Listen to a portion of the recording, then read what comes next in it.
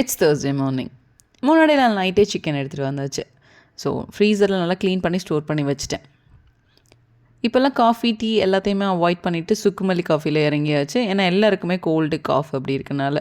So குடிக்கிறதுக்கும் எதமாக இருக்கும், நல்லதும் கூட அப்படின்னு சொல்லிட்டேன். ஸோ ஃப்ரெண்டுகிட்ட வந்து ஒரு பிரியாணி ரெசிபி கேட்டுட்டு வந்திருந்தேன். அவங்க அன்றைக்கி கொண்டு வந்து எனக்கு கொடுத்தாங்க. ரொம்ப டேஸ்ட்டாக இருந்தது. மலபார் பிரியாணி ஸ்டைலில். மலபார் பிரியாணியே தான், அந்த ஒயிட் ரைஸ் மட்டும் இருக்கும் இல்லையா, அது மட்டுமே. ஸோ ரொம்ப சீக்கிரம் சிம்பிளாக டேஸ்ட்டாக பண்ணலாம் அப்படின்னு சொல்லிட்டு. ஸோ அது கூட வந்து இந்த கிரேவி தான் பண்ண போகிறேன். ரெசிபி ரொம்பவே சிம்பிளாக இருந்தது, ஆனால் சூப்பராக இருந்தது. கொஞ்சமாக ஆயில், அப்புறம் அது கூட நெய் நல்லா தாராளமாக விட்டுக்கலாம். ஸோ நல்லா அது ரெண்டும் காஞ்சதுக்கப்புறமா ஹோல் ஸ்பைசஸ் ஆட் பண்ணிக்கணும், பிரியாணி ஸ்பைசஸ் எல்லாமே.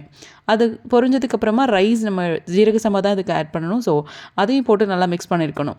நான் வந்து 2 டம்ளர் அரிசி போட்டிருக்கேன். அதுக்கு வந்து 2 டம்ளர் பால், 2 டம்ளர் தண்ணி ஊற்றிருக்கேன். ஸோ கொஞ்சம் எல்லாம் மிக்ஸ் ஆகி வந்ததுக்கப்புறமா தம் போட்டு வச்சுட்டு, அதுக்கடுத்து வந்துட்டு இதுதான் முக்கியமான ஸ்டெப். கிரேப்ஸ், அதுக்கப்புறமா நட்ஸ் எல்லாம் போட்டு, அதாவது நட்ஸ்னால் முந்திரி பருப்பு போட்டுக்கலாம். ஸோ நல்லா வறுத்து எடுத்து வச்சுட்டு, நம்ம அந்த ஆனியன் வந்து கேரமலைஸ் ஆகிற வரைக்கும் நல்லா வதக்கி அதோட மிக்ஸ் பண்ணிக்கணும்.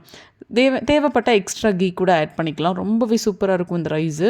ஸோ அந்த பாலோட ஃப்ளேவரு, அந்த கிரேப்ஸ், அந்த நட்ஸ் எல்லாம் போடுற ஃப்ளேவரெல்லாம் ரொம்ப சூப்பராக இருக்கும். ஸோ எனக்கு ரொம்ப பிடிச்சிருந்தது. சீக்கிரம் பண்ணிடலாம். ஒரு 10 மினிட்ஸ் தான் டைம் எடுத்துக்கும். பிரேக்ஃபாஸ்ட்டுக்கு சப்பாத்தியும் அந்த சிக்கன் கிரேவியும் வச்சு சாப்பிட்டோம்.